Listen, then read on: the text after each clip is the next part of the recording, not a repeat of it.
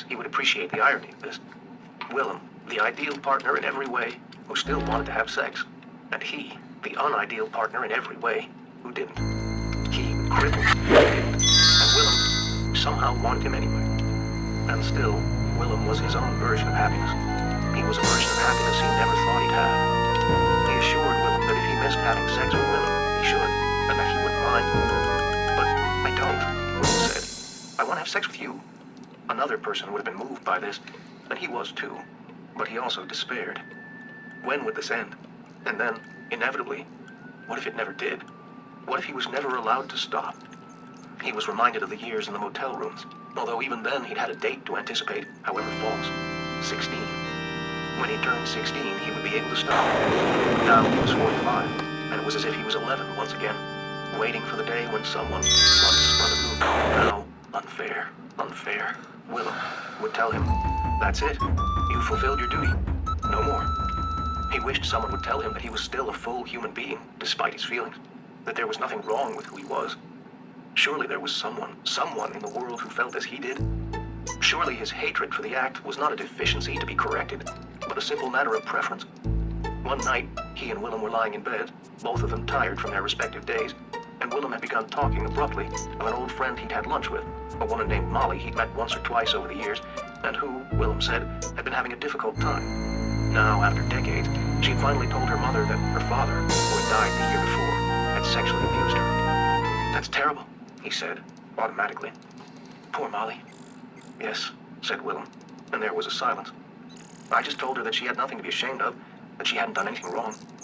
He could feel himself getting hot. You were right, he said at last, and yawned extravagantly. Good night, Willem. For a minute or two, they were quiet. Jude, Willem said gently, are you ever going to tell me about it? What could he say, he thought, as he held himself still. Why was Willem asking about this now? He thought he had been doing such a good job being normal, but maybe he hadn't. He would have to try harder. He had never told Willem about what had happened to him with Brother Luke, but along with being unable to speak of it, part of him knew he didn't need to. In the past 2 years, Willem had tried to approach the subject through various directions, through stories of friends and acquaintances, some named, some not. He had to assume some of these people were creations, as surely no one person could have such a vast collection of sexually abused friends. Through stories about pedophilia he read in magazines, through various discourses on the nature of shame and how it was often unearned. After each speech, Willem would stop and wait, as if he were mentally extending a hand and asking him to dance. But he never took Willem's hand. Each time he would remain silent, or change the subject, or simply pretend Willem had never spoken at all.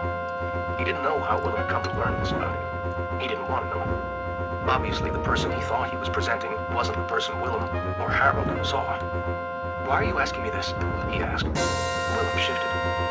Because, he said, and then stopped. Because, he continued, I should have made you talk about this a long time ago. He stopped again. Certainly before we started having sex. He closed his eyes. Am I not doing a good enough job? He asked, quietly, and regretted the question as soon as he said it. It was something he would have asked Brother Luke. And Willem was not Brother Luke. He could tell from Willem's silence that he was taken aback by the question as well. No, he said. I mean, yes, but Jude, I know something happened to you. I wish you'd tell me. I wish you'd let me help you. It's over, Willem, he said at last. It was a long time ago. I don't need help. There was another silence. Was Brother Luke the person who hurt you? Willem asked. And then when he was quiet, the seconds ticking past. Do you like having sex, Jude? If he spoke, he would cry. And so he didn't speak.